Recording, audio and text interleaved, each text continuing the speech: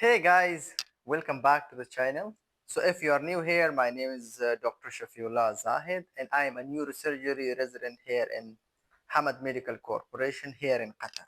And on this channel, I mainly helps IMGs or international medical graduates to improve their CV and increase their chance of matching into the residency. Today's video is honestly one of the most important videos because we are going to talk about how to actually build a strong CV, not just a long CV, but a smart that gets attention.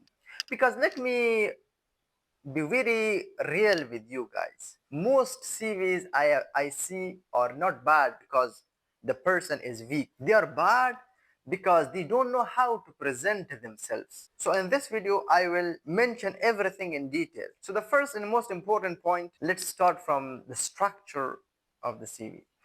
Your CV structure is everything. Before we even talk about the experience, the research, you have to structure your CV. Your structure matters a lot because most recruiters, most consultants, most of the selecting committees, they will spend only a couple of seconds to minutes to on your CV at a first glance, and that's it. So if your CV is messy, if it's unorganized, if it's hard to read, you already lost the chance. So keep it simple: personal information, education, clinical experience, research, certification, and skills. Clean heading, consistent formatting, same font, same spacing, and nothing fancy, just professional. And the second point is stop trying to make your CV too long. I have noticed this, and it's a very common mistake that many medical doctors and medical graduates, they are making their CV very strong, especially IMGs. So people think if their CV is 5 to 6 pages, it looks very stronger. No, it's not the case. A strong CV is not about the length, it's about the relevance and the clarity. If you do something important, highlight that very well. If something is not adding value, so no need to add it in your CV. You can remove it. Honestly, a solid 2 to 3 pages of CV is more than enough in most cases. And the third important point is don't just list everything. You have to show your impact. And this is very important.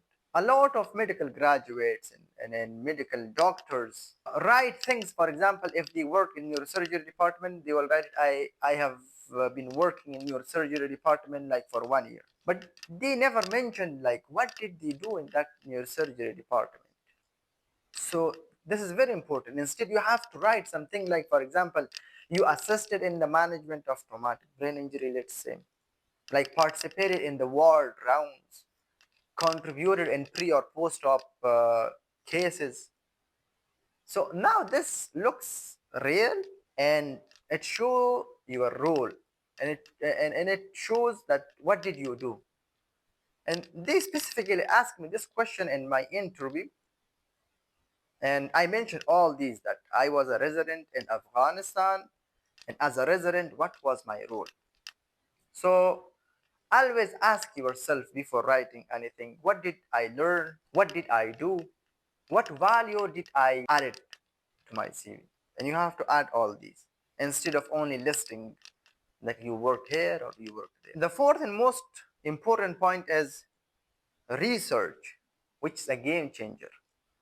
I know a lot of you feel like I don't have a research opportunity, my hospital is limited. I can understand that, and I have been there. Everyone have been there. But research doesn't start from something big. You can start with a case report, retrospective studies, audits. The important point is that even small projects show that you are academically active. That matters a lot in the residency application. So remember this. Consistency is very important than perfection. The fifth point is clinical experience. Some people I have noticed that they listed 10 rotation in different hospitals. But when you read it, it's a very shallow. So it's better to have a fewer experience but describe it properly. For example, focus on what cases you saw, what responsibility you had when you are in your rotation, and what skills you gained. Especially if you had exposure to the emergencies, very important, ICUs, surgical cases. So you have to mention all those very clearly. The sixth important point is avoid simple but very deadly mistake. I'm telling you guys, I've been seen very good candidates lose their opportunity because of small things. Things, for example, like spelling mistakes, different font size, copy paste errors, poor alignment. They all gives very bad impression. Your CV represents you before you even speak. So take it seriously, review it multiple times before sending it, and even ask a friend or someone who is experienced to check it before sending. And the seventh point is that there is another mistake that people create one CV and send it everywhere to different specialty. If you are applying for internal medicine, the same CV. If you are applying for pediatric, etc., the same CV. It's wrong. And if you are applying to different programs in different hospitals, you need to adjust your CV accordingly. Highlight what is relevant for that system, for that hospital, for that specialty. For example, some places care more about the research, other specialty or places care about clinical experience, and some might focus on the exams and scores.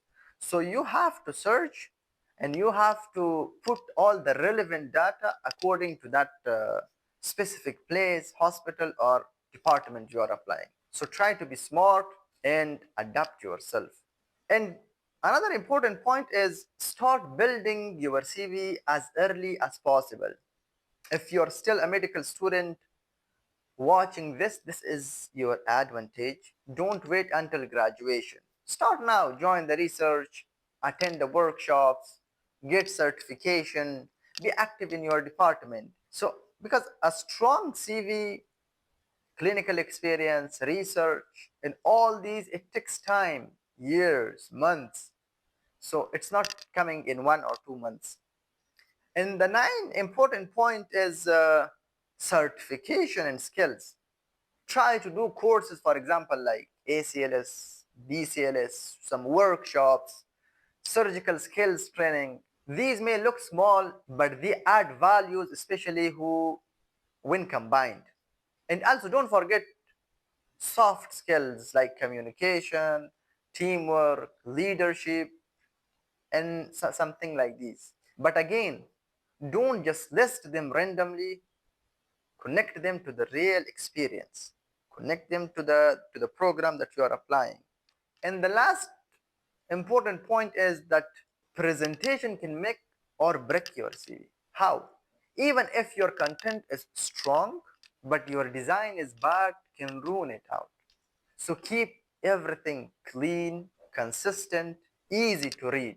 Use bullet points, avoid big paragraphs, keep spacing balance. These are very important points, small but very important points. So generally think of your CV like a snapshot of you as a doctor. You don't need to be perfect to have a strong CV. You just need to be honest, structured, and strategic. I started like many of you guys, confused, not knowing what programs want. But once you understand how to present yourself, everything will change. And if you find this video helpful, make sure to like, subscribe, and share with your friends, especially other IMGs who are struggling with their CV. And if you want, you can drop your question in the comments, or even tell me what part of your CV you're struggling with, and I might cover it in the next video. See you in the next one. Thank you, guys.